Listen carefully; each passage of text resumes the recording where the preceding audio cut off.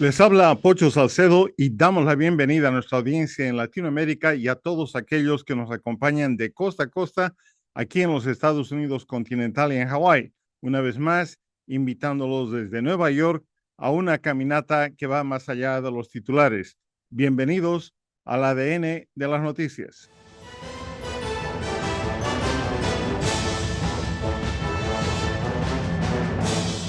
Un pueblo de nativos llamados los Lenape fueron los primeros habitantes de la isla que hoy se la conoce con el nombre de Manhattan. Y en 1614 los colonos holandeses desembarcaron en las orillas del río Hudson, cerca donde se encontraron las Torres Gemelas. Y en los últimos 400 años desde esa fecha, la huella de Manhattan se ha expandido hacia el río Hudson, rellenando las orillas durante varios periodos de la historia. Es bajo ese marco que la construcción del World Trade Center comenzó el año 1968 en una área de vertedero de 6.5 hectáreas. Esas dos torres, los rascacielos más grandes del mundo en ese momento, comenzaron a construirse en un sitio que una vez estuvo sumergido dentro del río Hudson. Hace más de 55 años nació este complejo llamado el World Trade Center, que se distinguió por dos torres de 110 pisos cada uno, con un espacio para oficinas equivalente a 130 canchas de fútbol profesionales. Contaremos la historia de los primeros arquitectos, ingenieros, constructores que diseñaron y fabricaron equipos para un proyecto que se decía duraría 100 años. Ellos comenzaron a dejar su huella y crear las condiciones que salvaron innumerables vidas aquel 11 de septiembre del 2001. Construyeron el llamado muro pantalla, una construcción de panel por panel, hasta que se erigió un muro perimetral cerrado para evitar que el río Hudson llenara los 21 metros excavados para los cimientos. Al final de ese trabajo, la obra se reveló. Esta maravilla de la ingeniería desarrollada originalmente en Italia sobrevivió el colapso de las torres e impidió que las aguas del río Hudson se apoderaran e inundaran el sistema de subways, los sótanos, los estacionamientos y varias áreas más, evitando una catástrofe aún mayor. El otrora humilde muro se convirtió en un símbolo de resiliencia en los meses y años posteriores al ataque. Parte de ese muro, que lo ven ahora, se conservó y ahora es parte de la exhibición del Museo del World Trade Center. Y sobre los ascensores, había un total de 99 motores de ascensor como este que ven en la pantalla, que pesaban alrededor de 4.536 kilos cada uno.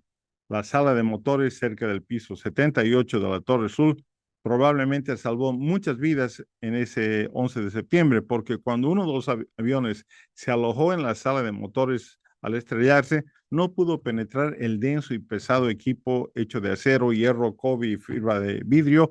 Esos motores impidieron que el avión avanzara más dentro del edificio y una escalera permaneció intacta, lo cual permitió que escaparan muchos de los atrapados. Y este fragmento que ven de 6 metros que se recuperó de la antena de radio y televisión original de 110 metros de altura situada en lo alto de la Torre Norte. Comenzó a transmitir señales de televisión y radio en 1980. A lo largo del tiempo incluyeron la instalación en el año 2000 de una antena maestra de televisión de alta definición. Las transmisiones para la mayoría de las estaciones fallaron poco después de que el vuelo número 11 atravesara la Torre Norte ese día de septiembre. Todas las transmisiones cesaron a las 10:28 de la mañana cuando la torre se derrumbó. Esto y mucho más en nuestra edición actualizada de lo que sucedió ese 11 de septiembre del 2001. Vamos a ver desde adentro hacia afuera, un evento que ese día dividió la historia de nuestro mundo moderno en dos. Acompáñenos. Desde la Ciudad de México, con nosotros el ingeniero estructuralista Pablo Viadas. Pablo, bienvenido al programa. Muchas gracias, Juan Carlos. Es un gusto platicar contigo y estar con ustedes en el programa. Pablo Viadas, ingeniero civil, profesor Autodesk University, conferencista, colaborador ISME y Cometro, consultor técnico a MEDUC y a MIU, consultor en ingeniería sísmica y disipación de energía en estructuras. Bueno, Pablo, y comenzamos tratando de entender un poco esa estructura inmensa de ingeniería que se conocía como el complejo World Trade Center y que se lo inauguró el 4 de abril de 1973. Cuéntanos un poquito acerca de cómo era ese complejo, cómo había sido construido. Fíjate que es una maravilla. Desde la ocasión que tuve oportunidad, yo me acuerdo de haber visitado Nueva York en algunas ocasiones, veía las Torres Gemelas, las Twin Towers, y bueno, nunca se me ocurrió entrar, pasaba por afuera, ya sabes, vas al Battery, y desde el Battery, pues me acuerdo haber tomado un par de fotografías ahí, yo con mi esposo, con mis hijos, estaban chicos, o sea, qué maravilla, ¿no? Bueno, como ingeniero civil, pues me llamaba la atención. No fue hasta que sucedió la catástrofe que pues me llamó la atención qué es lo que había ocurrido y cómo era posible que se hubiera hecho esta destrucción. Bueno, comencé a leer sobre el arquitecto Minoru Yamasaki, fue el que recibe el encargo de la autoridad del puerto para construir estos bloques de oficinas. Y este hombre tiene una filosofía especial en la que nos dice que la estructura más perfecta de la naturaleza es el árbol. ¿Tú has visto las secuoyas? Son estructuras increíblemente altas, esbeltas, que resisten las tormentas y en el cual todos sus elementos están en un perfecto cantilever. Entonces, es maravilloso ver la estructura de un árbol que hinca sus raíces en el suelo, ¿sí? Su cimentación, tiene un tronco a través del cual tiene todas las comunicaciones, vamos a decir elevadores. En este caso, pues tú sabes, es mucho más evolucionado, son los conductos de la savia. En las hojas se lleva el milagro de la fotosíntesis, que sigue siendo, cuando ves biología, yo no sé mucho de biología, pero cuando lees sobre la fotosíntesis es un milagro de convertir la luz del sol en energía, por ejemplo, en azúcar, ¿no? Entonces, increíble esto. Bueno, Minoru Yamasaki diseña las Torres Gemelas como un árbol, o sea, es un tronco y las ramas, que son muy ligeras, se apoyan en la fachada. La fachada es un tubo, ¿sí? Entonces, digamos que en las partes de los pisos de ventas, no hay columnas.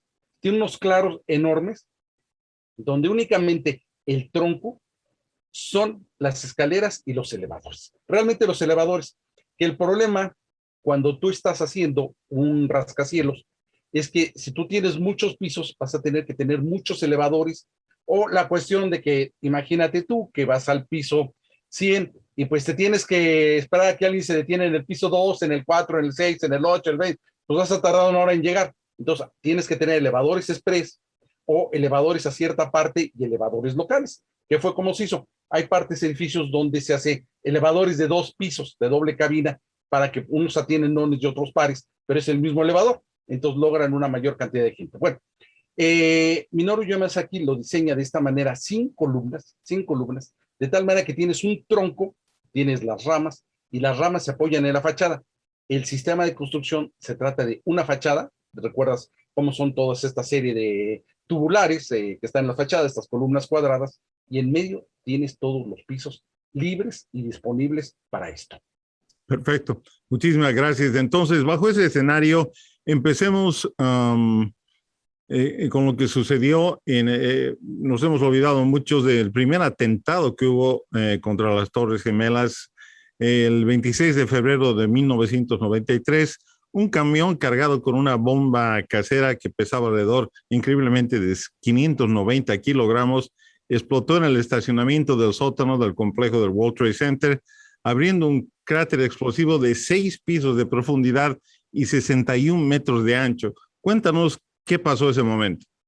Fíjate que bueno, imagino que podremos ver un poquito la animación que tenemos por ahí, pero te voy a platicar. Esto es realmente diabólico, pero el atentado, indudablemente existe la participación de un ingeniero estructurista, porque el plan es este. Esta camioneta se colma de explosivos, no pueden meter más explosivos porque meten unas bombonas de gas para lograr un efecto termobárico. Bueno, este efecto, ya nuestros amigos que estén familiarizados con milicia, que les guste el tema, bueno, saben que en dado momento, si se expande un gas, se mezcla con el oxígeno del ambiente, va a magnificar la fuerza de la explosión. Bueno, la idea fue estacionar esta camioneta en la esquina sur-este de la Torre 1, o sea, la Torre Norte, para provocar un reblandecimiento de esa parte de la fachada, ¿sí? Y que esta parte colapsara, esta esquina, y esta esquina, al hacer colapsar la Torre Norte, se derrumbara sobre la Torre Sur y causar el derrumbe de ambas torres. Bueno, esto sí va a incrementar porque al existir esta detonación, se iba a lograr que se incendiaran todos los automóviles que estaban en los pisos de estacionamiento. Imagínate que digamos que por norma general, pues la gente que va a oficinas, pues tiene el auto no lo tiene a tanque lleno, lo tiene digamos que a la mitad, 3/4, lo que tenemos normalmente en nuestro auto, lo tenemos tanque lleno pues después de pasar a la estación de servicio, pero de normal está a la mitad, y esto es muy peligroso porque existen gases dentro del mismo tanque. Entonces solamente provocas el incendio, sino la explosión. Entonces la idea era ocasionar una deflagración a través de los diferentes niveles, ellos se estacionan en el nivel 2, y empezar a ocasionar un incendio masivo en un sitio que sí tiene ventilación, pero que también, y este era lo, digamos, increíblemente pensado o planeado del ataque, estaban encima del centro de distribución de la subestación eléctrica de la torre, por lo cual la explosión en una primera instancia iba a ocasionar la falta de servicio eléctrico al complejo. O sea, todos los servicios de elevadores iban a quedar paralizados. Existe la anécdota que un grupo de 17 estudiantes de nivel básico se quedan atorados más de una hora en uno de los elevadores hasta que alguien logra rescatarlos. Imagínate que si hubieran logrado su propósito, hubiera sido una tragedia. Quedan 50,000 gentes atrapadas en ambas torres, tratando de bajar por las escaleras, que las escaleras, como no se usaban, mucha gente los deja como especie de desván. O sea, muebles que no querían los dejan en las escaleras, archivo muerto se quedan mandando las escaleras. Entonces las escaleras es una perfecta pista de obstáculos por la que no puede descender la gente. Se llenan de humo estas escaleras, quedan llenas de humo las escaleras. Bueno, es tremendo esto. Pero mira, la mecánica, por explicarla así, llegan los terroristas, se colocan en el nivel 2, muy cerca, hasta eso, fíjate, no encuentran estacionamiento donde ellos querían exactamente, por una bendita circunstancia no lo encuentran, sino quedan un poco fuera, un poco lejos de esta esquina, donde ellos necesitaban colocar el explosivo, pero en fin, logran colocarse ahí, muy cerca, digamos que entre el World Trade Center 1, la Torre Norte, y lo que es el Hotel Vista, ¿sí? El hotel que está ahí de 22 pisos. Bueno, entonces quedan en ese punto, en el segundo nivel, ponen las mechas y se van. Entonces, cuando estalla, la explosión provoca una sobrecarga, un arrancamiento de las losas hacia abajo, daña la subestación, y hay un detalle también muy importante. Ahí había un ducto que alimentaba de agua fresca o de agua fría del fondo del Hudson, del fondo del río, ¿sí? Para enfriar el sistema de aire acondicionado. Entonces, bueno, reciben esta agua, y esta agua empieza, se rompe el tubo y se empieza a inundar la parte de abajo del sótano, el sótano 6, ¿sí? Hay algunas válvulas de emergencia, etcétera, pero sí se empieza a inundar. Bueno, entonces se provoca este enorme cráter, este enorme incendio, que es el que está destinado para, en cuanto sube la temperatura arriba de 500 grados, nota muy importante, el acero tiende a irse a la mitad de su resistencia. Entonces esto pudo haber derretido estas columnas y esta base de la Torre Norte para provocar su caída contra la Torre Sur. ¿Por qué no sucede esto? ¿Por qué no se da este primer intento de demoler esta prodigiosa estructura? Aquí es únicamente por el valor realmente suicida del Cuerpo de Bomberos de Nueva York. Se dan 16 alarmas. Y imagínate tú, Juan Carlos, llegar a la escena de un incendio donde el humo sale espeso, denso, el calor es infernal y hay que entrar 6 pisos abajo bajo algo que se está tambaleando bajo tus pies. Si no ha sido por el valor de estos hombres, que nadie pudo haberlo pensado, que entraran, y mira, batallón tras batallón tras batallón, hubo muchos heridos, hubo muchos intoxicados. Esto fue verdaderamente tremendo lo que sucedió. Es algo que de veras merece una narrativa, un monumento al heroísmo de estos hombres.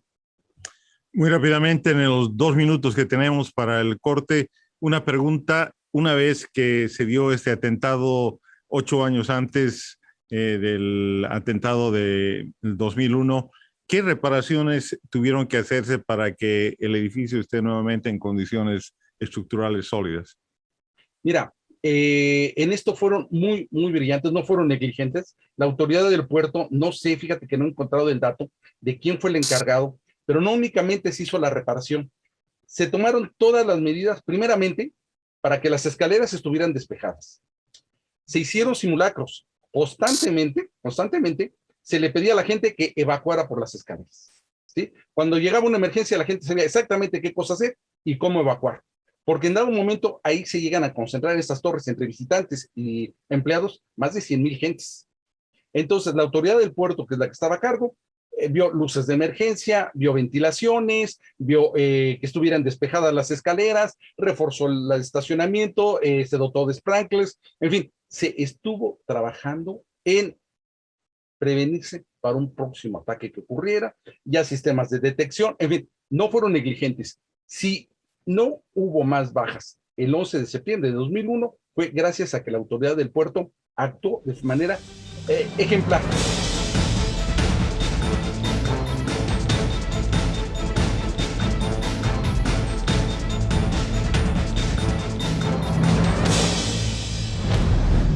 Pablo, el impacto del 11 de septiembre del 2001 a las 8:46, el vuelo 11 de American Airlines cargado de combustible para viajar de Boston a Los Ángeles estrella a 691 kilómetros por hora entre los pisos 94 y 98 de la Torre Norte del World Trade Center, y 20 minutos después el vuelo 175 de United Airlines, también con destino a la costa oeste, se estrelló contra la fachada suroeste de la Torre Sur entre los pisos 78 y 84 a una increíble velocidad de 810 kilómetros por hora. Cuéntenos qué sucede en ese momento cuando los dos edificios sufren ese estrés extraordinario.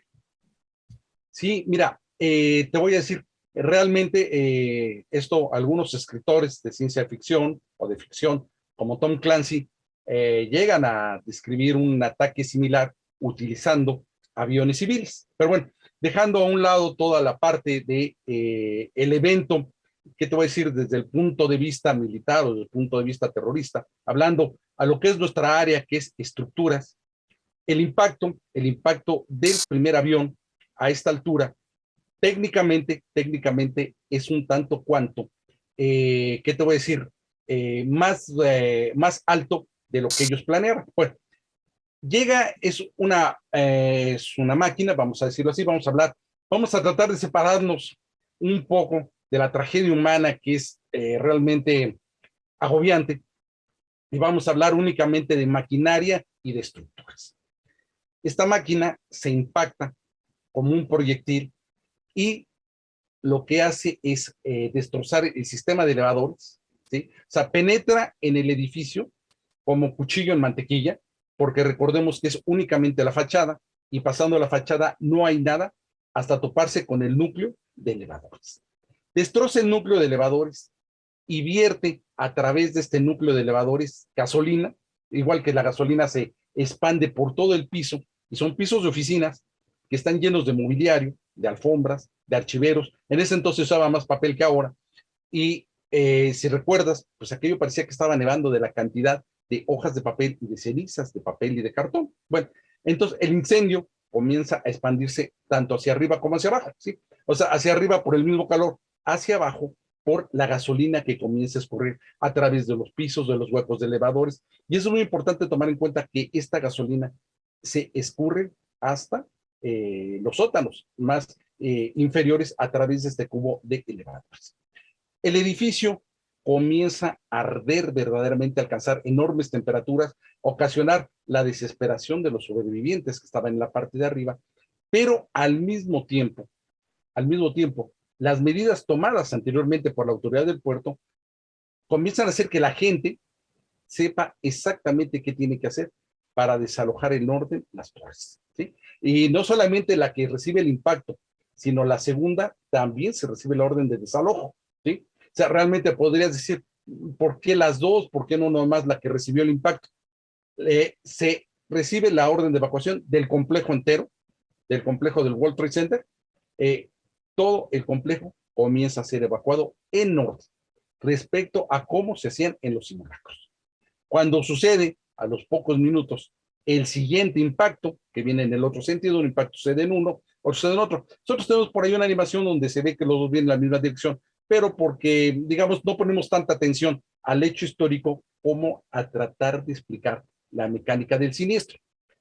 Cada uno de estos impactos provoca un incendio descontrolado en un área accesible donde no pueden llegar los bomberos, donde los sistemas de contención de incendios que existen en las mismas oficinas no pueden funcionar porque la primera explosión ya los destruyó y esto comienza a hacer que se eleve la temperatura. Aquí sucede una mecánica muy curiosa. ¿Por qué la torre, que es colapsada media hora después, sucumbe antes que la primera torre? ¿Sí? Eso es lo extraño, ¿sí?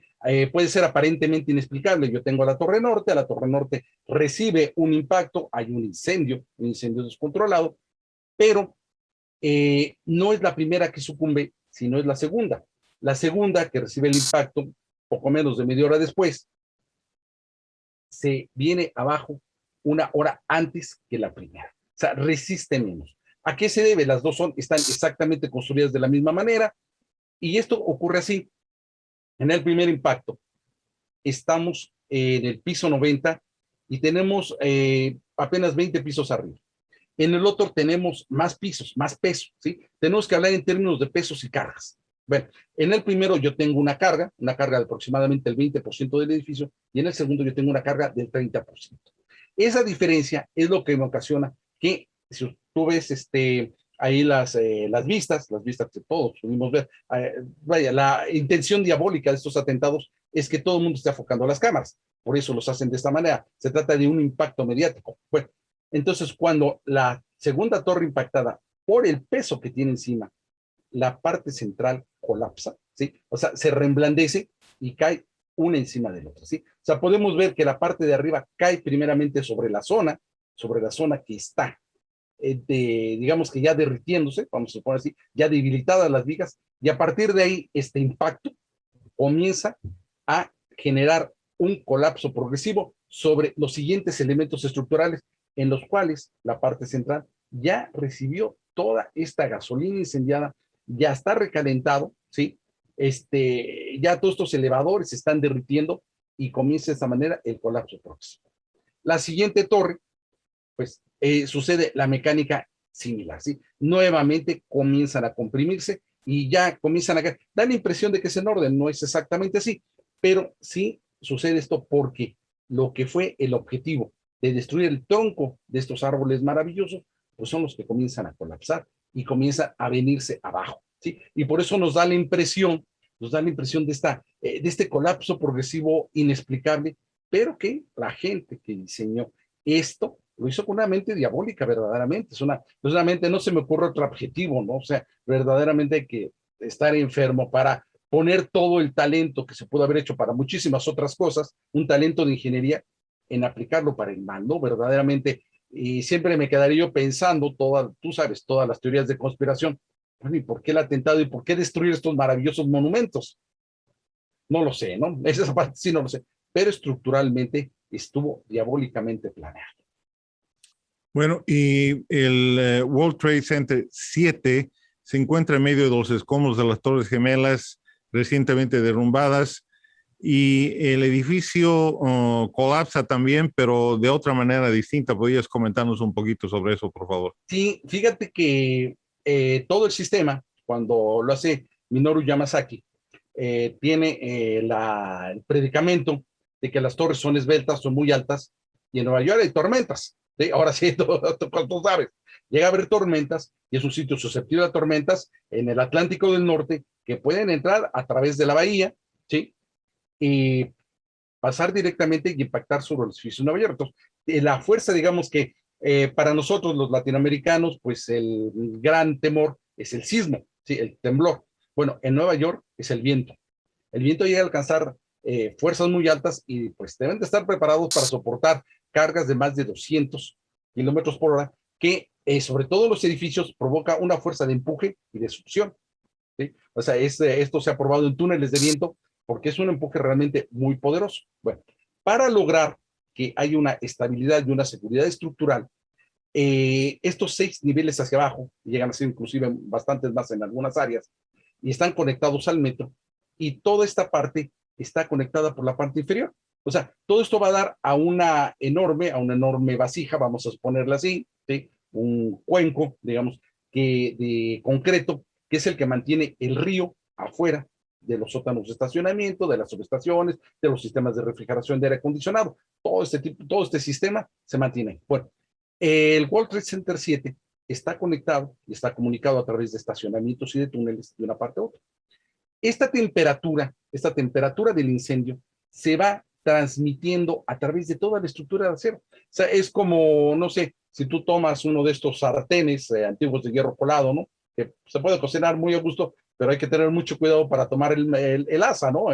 De donde lo tomas, pues tienes que tomar un trapo o algo, porque ya sabes, no solamente se calienta el sartén, sino se va a calentar el asa, ¿no? De donde tú lo tomas, el mango.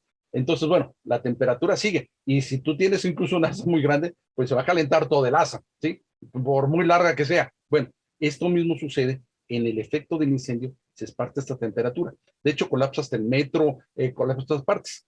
Lo diabólico del plan y que verdaderamente, nuevamente aquí, miren, realmente me gusta reconocer de la misma manera que a veces tenemos que decir la negligencia de alguna gente, aquí tenemos que hablar de lo realmente del trabajo de la gente de la autoridad del puerto, porque si logran, por ejemplo, reparar el sistema de alimentación de agua de refrigeración del Hudson.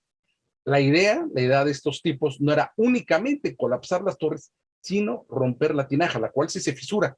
Me tocó ir posteriormente después a lo que se le llamó la zona cero, y sí ver que varias partes de lo que era esta tinaja que separa el río Hudson de lo que es el interior del complejo del World Trade Center, sí había fisuración. O sea, la caída de estos millones de libras en acero y concreto sobre esta tinaja, sí la fisuraron, y si se ha roto esta tinaja, si no se ha revisado estos sistemas porque había paso de agua del río para la refrigeración, si se ha roto este sistema, si ha colapsado este sistema, se puede haber inundado todo el metro de la ciudad, y esto hubiera sido aún peor la catástrofe. O sea, si la autoridad del puerto no hubiera sido tan eficiente haciendo estos sistemas de evacuación, hubieran quedado atrapadas 50,000 gentes en esos sitios.